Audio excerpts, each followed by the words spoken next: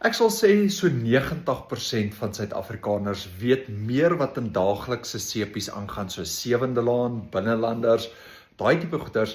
as wat hulle weet wat hulle eie finansies aangaan, hulle eie bankrekening. Kyk gou hierso, hierdie is Deidre en hierdie is Wendy. Die een het geld gemaak terwyl sy op pad was kerk toe, en die ander een het geld gemaak terwyl sy geslaap het. Nou wat dit is wat hulle doen is hulle volg 'n stap by stap blueprint, proven to work blueprint, en ek swaan 'n bietjie met Afrikaans en Engels hier, so ek wil juist hierdie video in Afrikaans gemaak het, wat vir jou leer hoe om digitale bemarking te doen. Jy kan enigiets bemark wat jy wil, jy kan van klere bemark, regdeur tot digitale produkte,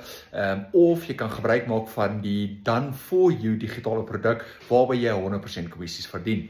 En ek praat al oor hierdie vir lank, ek is al deel van hierdie maatskappy vir die hele paar maande, inteendeel is ek al online vir baie jare, en ek het al baie goeders gedoen, en wat ek nou doen is